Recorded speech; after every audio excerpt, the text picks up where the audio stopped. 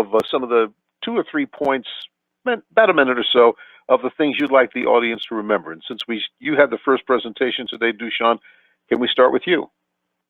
Sure. I think that well, my last slide probably kind of summarized it fairly well. And data science, basically, in machine learning, is becoming really necessary for any company. Any company that has data, in order to be competitive, it's really going to be you're going to have no option, I think, soon to just not use it. So it's really important. It's really also important for everybody to, and this I didn't mention, is that whether you are a data scientist or not, to have a data science education, to speak the language and to work well with your data scientists. Any kind of communication between teams is a two-way street, and you can't expect data scientists to speak the business language any more than you should basically speak the data science language to make that partnership really work. So you don't need to be a data scientist, but attending webinars like this and others, keeping a kind of high level at least, is really going to become important over time.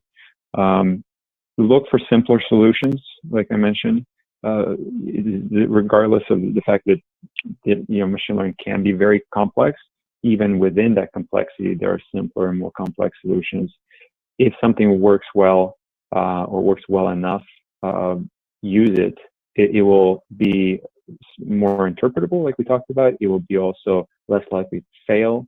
It probably will generalize better as well. So it's a trade-off, but also the more you know about the field, the more you can kind of figure out what is appropriate, what isn't appropriate. So maybe I'll just leave it at that.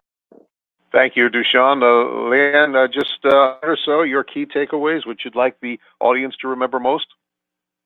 Yeah, my presentation is mainly focused on the identity fraud in financial services.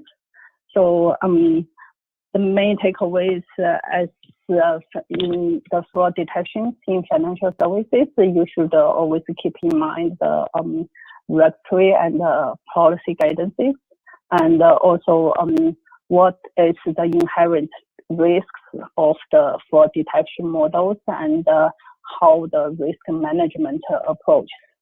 So as always, as I pointed out in the presentation, is the model conceptual soundness, the model performance, and also the model ongoing monitoring are the key concerns for the model, for the fraud detection models in financial services. And you should always keep in mind these three aspects, and looking at the model's purpose and also model portfolios is whether those in line with the model's business purpose and intended use.